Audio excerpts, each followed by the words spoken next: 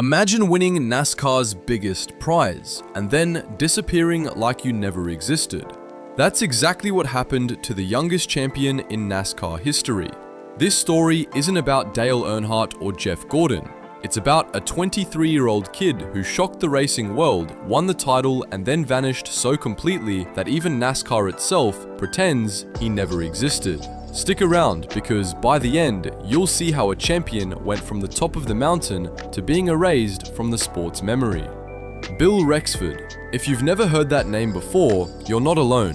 Even hardcore fans forget he ever won a championship. But here's the twist. Not only did he win, he still holds a record that hasn't been broken in over 70 years. Rexford grew up in New York, far from NASCAR's southern roots. His dad ran a Chevrolet dealership, and by 16, Bill was already racing cars. Then, World War II came. He joined the Navy, served his time, and came back hungry to race.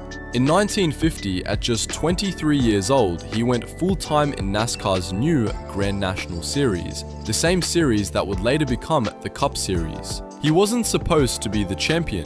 That year, the favorites were stars like Curtis Turner and rookie sensation Fireball Roberts. Rexford only had one career win at Canfield Speedway, but consistency was his weapon. Back then, NASCAR's point system rewarded showing up and grinding through races, not just winning. The championship came down to the final race at Okinichi Speedway. Rexford had a slim lead over Roberts, but disaster struck. His engine blew early and his car sat dead in the garage. All Roberts had to do was finish in the top 5 to steal the title. Easy, right? But Fireball wanted the glory of a win. He pushed his car too hard, his engine gave out, and just like that, Rexford became champion, while standing on the sidelines. The youngest champion in NASCAR history, a record still unbroken, and then nothing. 1950 was Rexford's only full-time season. He raced part-time for a few years, but when NASCAR tightened its rules, he jumped to a rival series. That move infuriated Bill France, NASCAR's founder.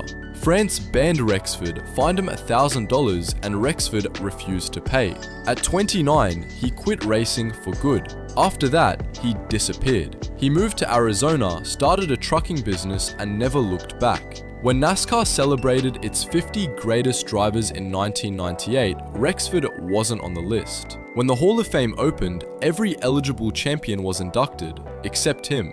It's like the sport decided to erase him from history. Think about that. The youngest champion ever, forgotten by the very sport he helped build. So here's the question. How does someone win NASCAR's ultimate prize and then get erased from its memory?